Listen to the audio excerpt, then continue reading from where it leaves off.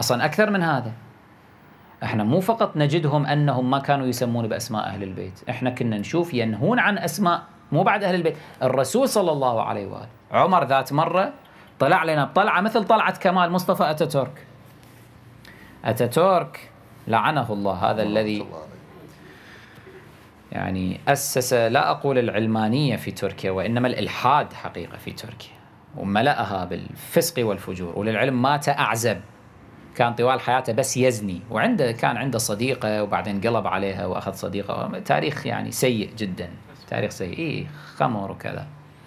هو كان جنرال بالجيش العثماني سابقا، بعدين انقلب في فترة الرجل المريض، الخلافة العثمانية، هذه الحكومة العثمانية، وأسس تركيا. يقدسونه لحد الآن شيخنا. يقدسوه طبعا.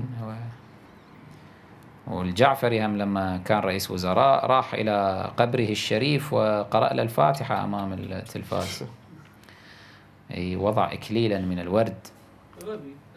السياسة لا دين لها، وحزب الدعوة لا دين له.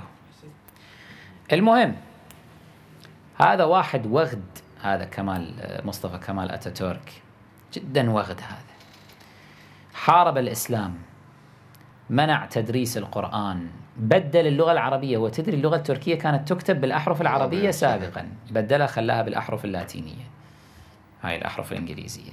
مسخ سوى، حاول يسوي مسخ، منع الحجاب، مسخ للشعب التركي عن أصوله الإسلامية، اللي الآن هذا الشعب التركي دا يعود إلى أصول الإسلامية شيئا فشيئا. هذا واحدة من قراراته. تدرون شنو كانت في عهده هذا المقبور؟ إحدى قراراته منع التسمية بمحمد، قال ممنوع، لعنة الله عليه. وشنو كانت دعواه؟ أنه أنتم تسمون أبنائكم واحد اسمه محمد مثلا، وهذا قد يسوي جريمة، فالناس يقولون محمد مجرم مثلا، فهذا يصير إساءة للنبي. يعني شوف بهال شيطانة.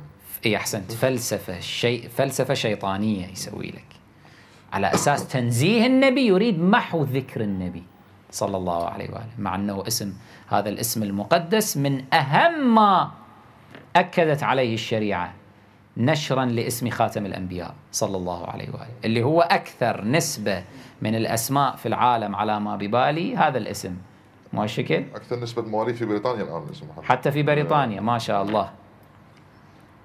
فشوفوا بهالطريقة المخالفين، إخوان مسلمين أنا قاري وغيرهم، يهاجمون أتاتورك على هذا الأساس. من جملة هجومهم على أتاتورك هذا الأمر، أنه أراد أن يمحو اسم النبي الأعظم صلى الله عليه وسلم، وأن هذا دليل على كفره وأنه كذا وإلى آخره. زين، ولكن هؤلاء البلهاء لا يعلمون أن في مصادرهم أن عمر بن الخطاب أول من أصدر هذا القرار. لعنة الله عليه. عمر هكذا كان يفكر، نفس التفكير وبنفس الحجة منع التسمية باسم رسول الله صلى الله عليه وآله، إلى أن إجوا سووا عليه شبه ثورة. يعني إجوا كلموه أصحاب رسول الله أنه شو تسوي، والنبي أباح له بالحث على ذلك، اللي امتنع عدل عن قراره. هذا مو إحنا نقوله، المخالفين يروون هذا الشيء. ارجعوا إلى شرح صحيح مسلم للنووي المجلد 14 الصفحة 113، وأيضا إلى شرح صحيح البخاري عمدة القاري المجلد 15 الصفحة 39. يقول: كتب عمر إلى أهل الكوفة: لا تسموا أحدا باسم نبي، ممنوع، اسم أي نبي ممنوع، آدم، نوح، إبراهيم، موسى، عيسى، ممنوع، أسماء الأنبياء ممنوع. وأمر جماعة بالمدينة، في مدينة رسول الله صلى الله عليه وآله، بتغيير أسماء أبنائهم المسمين بمحمد. بدل الاسم، اسمه محمد، يقول بدل اسمك، ليش اسمك محمد؟ حتى ذكر له جماعة من أصحاب رسول الله ذكروا له أن النبي أذن لهم في ذلك وسماهم به فتركهم. بأي حجة؟ يجون يفلسفون له.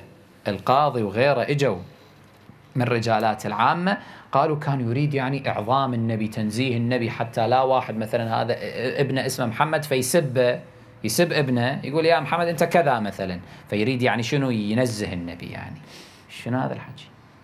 هاي فلسفة شيطانية، هاي معناها محو ذكر النبي الأعظم صلى الله عليه وآله.